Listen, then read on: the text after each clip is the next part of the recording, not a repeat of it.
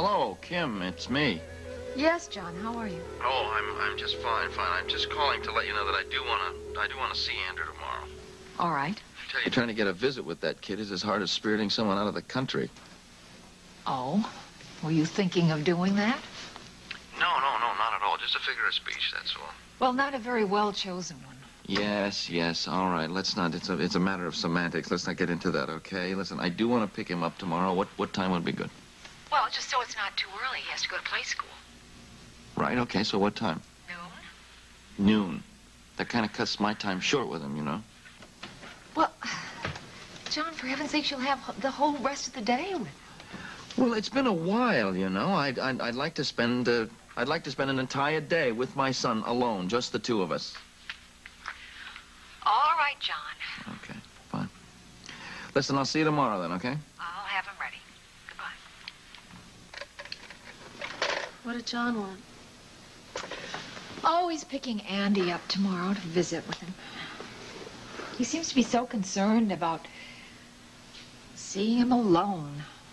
Does that bother you? Well, I don't know. I guess I'm just worried that he's going to try to turn Andy against Nick. He's done worse things in the past, heaven knows. I guess I just don't trust him. I never did. And I don't understand why you don't just tell John to go fly a kite. Honey, I can't do that. He's Andy's father, and Andy loves him. I wouldn't do anything in the world to harm that.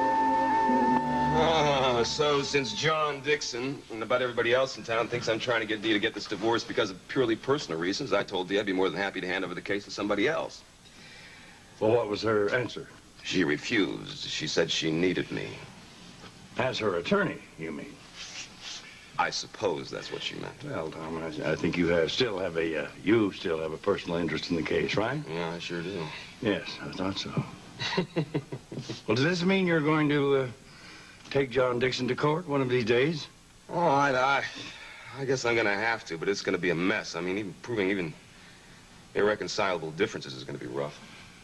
Well, you should move your practice to California. Out there, you don't have to prove it. You just have to claim it. Yeah, well, unfortunately, we're in Oakdale. We haven't modified our laws since Hammurabi sent them down. You know, even if we haul John in and sue him for divorce on the basis of irreconcilable differences, he'll say there are no differences between him and either, not, let alone irreconcilable ones. Well, if it turns out that way, what are you going to do? I know. That's going to be up to Dee. Well, it's also up to John Dixon, at least partially. Yep, you're right about that.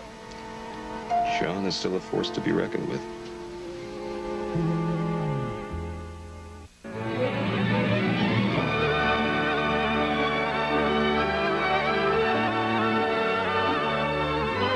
As the world turns. This portion brought to you today by Ivory. There's a pure, natural kind of clean when you lather up with Ivory. And by Cascade. Dr. Wallace told me that you were ill in the cafeteria today and that you had to walk out when he inquired about your health. Boy, the more I try not to call attention to myself, the more I manage to do it. Well, I wouldn't exactly call walking out on a doctor who's trying to help you out unobtrusive behavior. I think you have to face that fact. One of these days, Dr. Wallace is going to wake up and realize I'm pregnant. Well, Annie, you know, you're not going to be able to keep it a secret from anyone very much longer. I know, and that scares me. Well, do you have anybody you can turn to for guidance in this? Dr. Yee has been very supportive. And then there's my other doctor, but I don't want to tell anybody else right now. Well, you know, you're not going to be able to delay it very much longer. And, you know, I don't really see why you want to keep it a secret anyway. You won't even discuss the name of your doctor. Why is that? Because I want to keep this under wraps as long as possible. I know, Larry, that my time is running out. Well, what about Jeff? Why not tell him? No, not Jeff of all people. Why are you so intent on my telling someone? Well, because I think it would be good for you to confide in somebody and to talk to them about it. I mean, I also think you could use the help medically when you have these spells. I guess I was hoping they'd just go away. Look, they're not going to go away, and before they do, you're going to be a walking advertisement. Do you plan to deny it even then? I don't know what I plan to do. If I had plans, maybe I wouldn't be so insecure about this. Ah, hello, Hayley. Hi, Dr. Travis. I thought we had gotten past that point. We're on a first-name basis. Oh, sorry. Force of habit. How was your lunch? Fine, thank you. And I'm really sorry about being late. Oh, that's okay. Larry's our only customer, and he's not buying anything. No, strictly a social visit. Tell me, is Connie easing up any on you and Eric? Well, the subject hasn't come up lately. I think we're both avoiding the issue. Well, maybe you ought to take the bull by the horns and test Connie, but that's strictly a layman's opinion.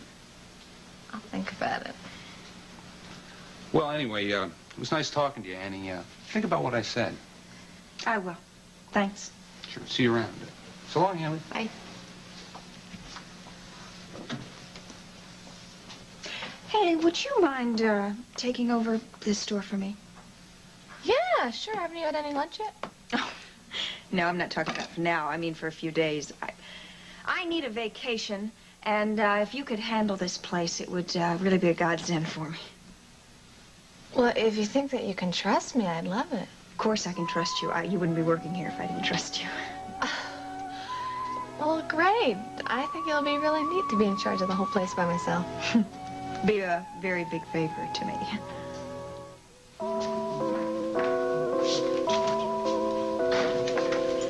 Excuse me. Oh, you're excused. Oh, you must be Rick Ryan. That's right. Well, it's nice to meet you. My name is Marilyn. Well, Marilyn, yes, Larry's told me a great deal about you. It's a pleasure. Well, thank you. I've heard a good deal about you, too. At least enough to make me curious. Oh, I like that when attractive young women are curious about me. What would you like to know? My height, weight, color of my eyes? Well, actually, I was going to ask you something a little more personal than that. Oh, it's getting better every second. The word around the hospital is that you're an MD. And I was wondering why you're doing such unimportant work. Menial is what they call it. No work is unimportant. We're all just cogs in a bigger wheel now, aren't we? Okay. Have it your way, but still doesn't tell me why. Well, let's just say I enjoy working, shall we? Well, then why aren't you working as a doctor? That's a lot harder work. Well, I'm glad you appreciate that. So many people don't realize that fact. How nice to meet one so young, yet so well informed. You're really slippery when it comes to answering questions, aren't you? Oh, I'm sure whatever you've heard about me via the hospital grapevine is probably true. If not, I'm sure it's much more dramatic than the mere truth. I haven't heard anything. Except that a lot of people are wondering the same thing I am. Well, a long, long time ago, I had some problems. Right here at Memorial was where the trouble began, and right here's where I plan to correct it. When I get through, I'll probably be in charge of the whole place, and you and I will rule like benevolent despots. How's that? It sounds pretty unlikely. That's how it is. But you have a sense of humor. And that is a saving grace. Oh, I have many saving graces, but that's enough about me. I'd like to hear about you, see what makes you tick. Oh, well, I'm terribly complicated. Well, I hope so. Simple people are dull. You know, I usually have a questionnaire around for people to fill out, but since I don't, why don't we make this an oral exam? Why don't we start with lunch or dinner next week? Well, I see you two have already met, huh? Yes. I have finally met the infamous Rick Ryan. No, don't believe that. I'm the most harmless guy in this lab. Well, the place looks great. You did a fine job. Well, thank you. Well, your shift is just about over. I guess you can leave now. Okay. Don't forget, you still owe me your life story.